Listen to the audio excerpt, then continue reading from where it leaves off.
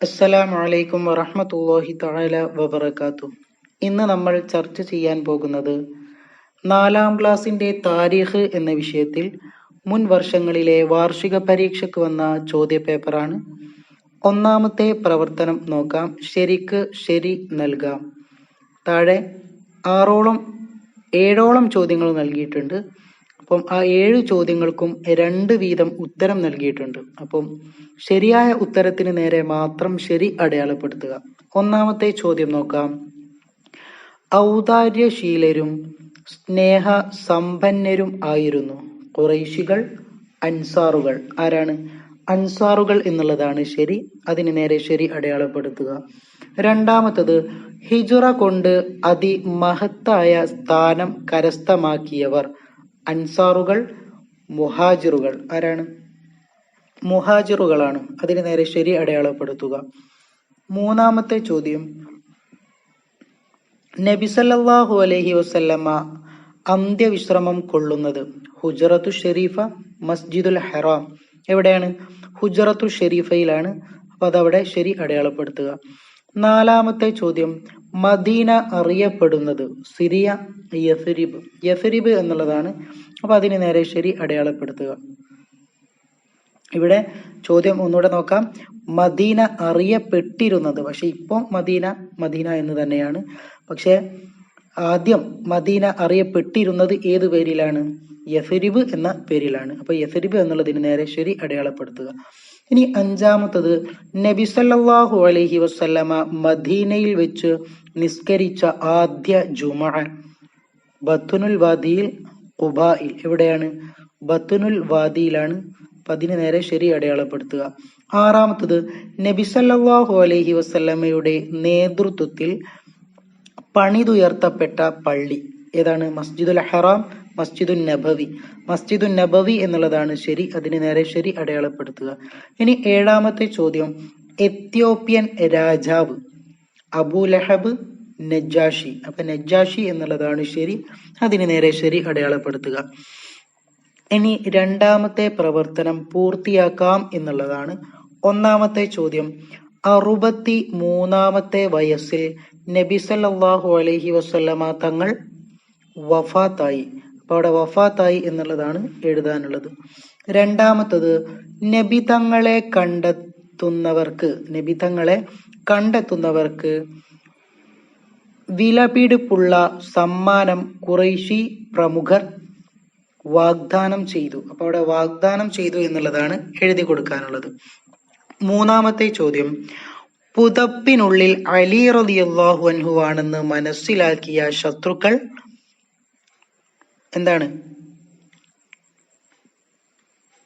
ശത്രുക്കൾ വെപ്രാളപ്പെട്ടു, അല്ലെ? അപ്പൊ അവിടെ ശത്രുക്കൾ വെപ്രാളപ്പെട്ടു എന്നുള്ളതാണ് അവിടെ എഴുതി കൊടുക്കാനുള്ളത്. ഇനി നാലാമത്തത്, യാത്രയിൽ നബി സല്ലല്ലാഹു അലൈഹി വസല്ലമയും അബൂബക്കർ റളിയല്ലാഹു അൻഹുവും 3 ദിവസം സൗർ ഗുഹയിൽ ഒളിച്ചിരുന്നു. അപ്പൊ അവിടെ ഒളിച്ചിരുന്നു എന്ന് എഴുതി കൊടുക്കുക. ഇനി അഞ്ചാമത്തത്, നബി സല്ലല്ലാഹു അലൈഹി വസല്ലമ തങ്ങൾ പുറപ്പെട്ട വിവരമറിഞ്ഞു മദീന നിവാസികൾ സന്തോഷഭരിതരായി. അപ്പൊ അവിടെ സന്തോഷഭരിതരായി എന്നുള്ളത് എഴുതി കൊടുക്കുക. ആറാമത്തെ ചോദ്യം, നിസ്സഹകരണത്തിൽ നിന്നും നബി കുടുംബം മോചിതരായ ശേഷം അബൂ ത്വാലിബ് രോഗം ബാധിച്ചു. അപ്പൊ അവിടെ രോഗം ബാധിച്ചു എന്നുള്ളതാണ് ശരി. അപ്പം അതാണ് അവിടെ എഴുതി കൊടുക്കാനുള്ളത്, രോഗം ബാധിച്ചു.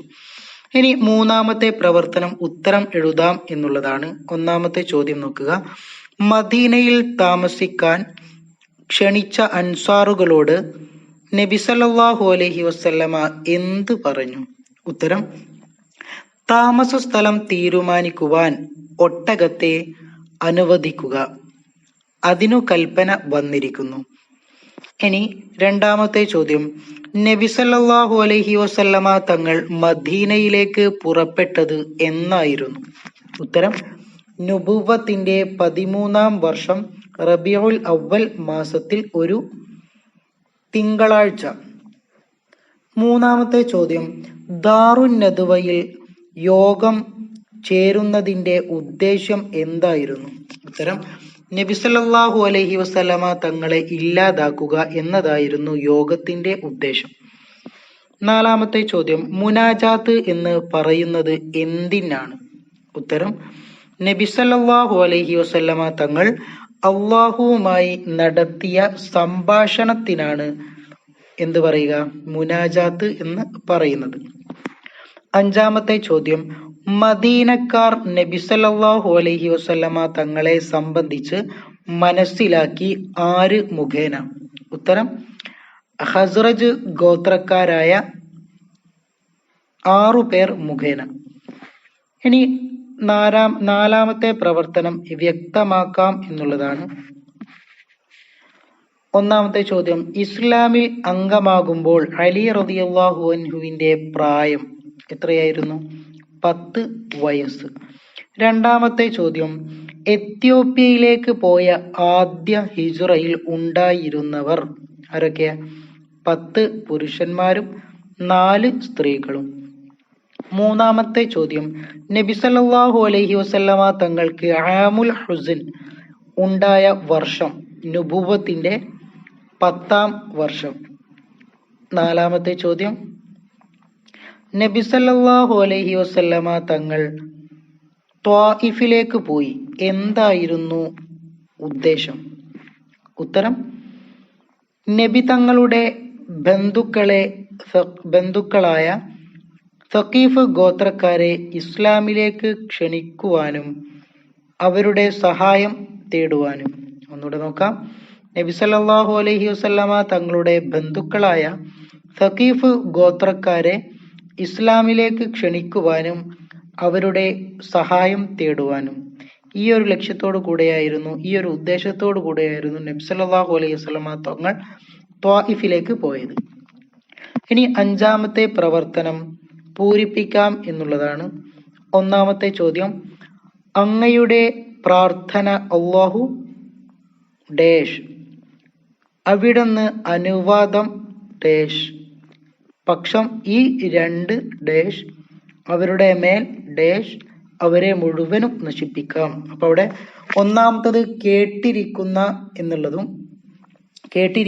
എന്നുള്ളതും രണ്ടാമത്തത് നൽകുന്ന 3 മലക്കുകളും മൂന്നാമത്തത് മലകളും പിന്നെ മറിച്ചിട്ട്, അതാണ് അവിടെ എഴുതി കൊടുക്കാനുള്ളത്. അപ്പൊ അത് പൂരിപ്പിച്ച് എഴുതുമ്പോൾ എങ്ങനെ വരും? അങ്ങയുടെ പ്രാർത്ഥന അല്ലാഹു കേട്ടിരിക്കുന്നു, അവിടുന്ന് അനുവാദം നൽകുന്ന പക്ഷം ഈ 2 മലകളും അവരുടെ മേൽ മറിച്ചിട്ട് അവരെ മുഴുവനും നശിപ്പിക്കാം. ഇനി രണ്ടാമത്തത്, വിശ്വാസ സംരക്ഷണാർത്ഥം എല്ലാം ഉപേക്ഷിച്ചു. മദീനയിലേക്ക് ഹിജ്റ പോയ സഹാബികൾക്ക് മുഹാജിറുകൾ എന്ന് പറയുന്നു. അപ്പം അവിടെ സംരക്ഷണാർത്ഥം എന്നുള്ളതും മദീനയിലേക്ക് എന്നുള്ളതും സ്വഹാബികൾക്ക് എന്നുള്ളതും പറയുന്നു എന്നുള്ളതുമാണ് എഴുതാനുള്ളത്. ദുആ വസിയത്തോടെ നിർത്തുന്നു. വആഖിറു ദഅവാന അനിൽ ഹംദുലില്ലാഹി റബ്ബിൽ ആലമീൻ. അസ്സലാമു അലൈക്കും വറഹ്മത്തുള്ളാഹി തആല വബറകാതുഹു.